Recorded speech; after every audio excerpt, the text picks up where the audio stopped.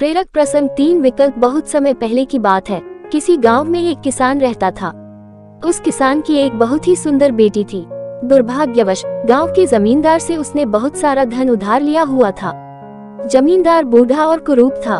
किसान की सुंदर बेटी को देखकर उसने सोचा क्यों न कर्जे के बदले किसान के सामने उसकी बेटी से विवाह का प्रस्ताव रखा जाए।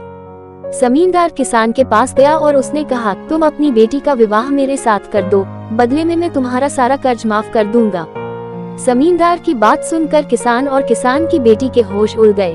तब जमींदार ने कहा, चलो गांव की पंचायत के पास चलते हैं और जो निर्णय वे लेंगे उसे हम दोनों को ही मानना होगा। वो सब मिलकर पंचायत के पास गए और उन्हें सब कह सुनाया। उनकी बात सुनकर पंचायत ने थोड़ा सोच विचार किया और कहा, ये मामला बड़ा उलझा हुआ है, अतः हम इसका फैसला किस्मत पर छोड़ते हैं।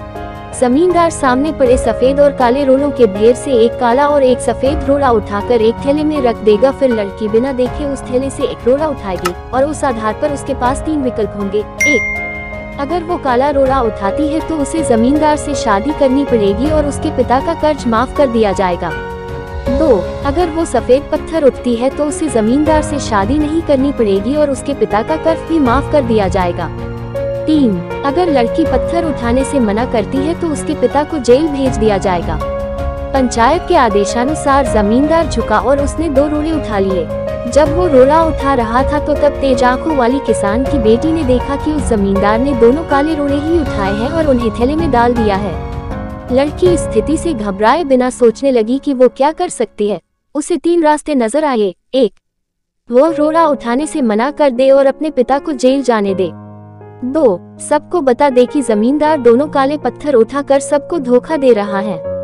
3, वह चुप रहकर काला पत्थर उठा ले और अपने पिता को कर्ज से बचाने के लिए जमींदार से शादी करके अपना जीवन बलिदान कर दे। उसे लगा कि दूसरा तरीका सही है, पर तभी उसे एक और भी अच्छा उपाय सूझा।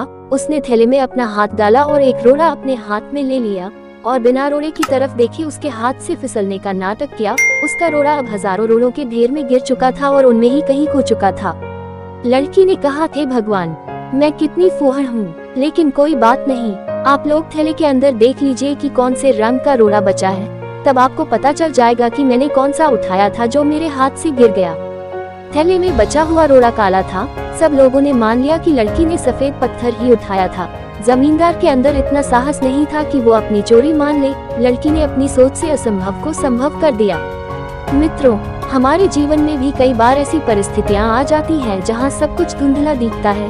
हर रास्ता नाकामयाबी की ओर जाता महसूस होता है, पर ऐसे समय में यदि हम परंपरा से हटकर सोचने का प्रयास करें तो उस लड़की की तरह अपनी मुश्किलें दूर कर सकते हैं।